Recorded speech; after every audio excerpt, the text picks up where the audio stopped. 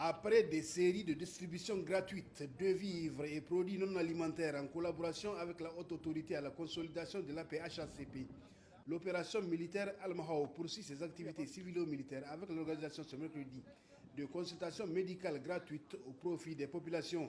C'est dans un objectif de nous rapprocher de la population. Nous savons pertinemment que c'est une zone qui a été durement touchée par les conséquences du conflit armé. Les centres de santé sont fermés. La saison des pluies a été très difficile. Donc la population a un besoin.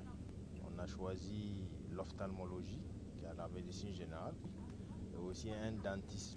Ce jour a été choisi parce que c'est le jour du marché.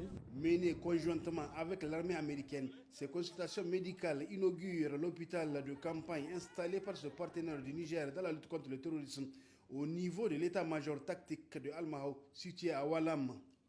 Les Américains sont des partenaires qui nous accompagnent dans tout ce que nous faisons comme activité. Ils sont avec nous depuis un certain temps, quelques années déjà. Et c'est une coopération que nous apprécions beaucoup. Premier à se faire consulter, le chef de canton de Walam a tenu à saluer les actions d'Al-Mahou et ses partenaires, tant sur le plan militaire qu'humanitaire. Je suis content. Pour ma population d'abord, ensuite pour moi. Les gens viennent, hein. Vous allez avoir beaucoup de monde ici. Puisque les gens sont souvent malades, ils n'ont pas de quoi aller se faire soigner. Donc ça, c'est une opportunité qu'il faut saisir. Si Walam dort tranquillement, c'est grâce à Dieu, grâce aux militaires. Walam, on n'a pas de problème, on dort bien, on se réveille bien, et les alentours même, c'est pareil, et même un peu plus loin encore. L'état où nous sommes là, c'est grâce à Dieu, grâce aux militaires.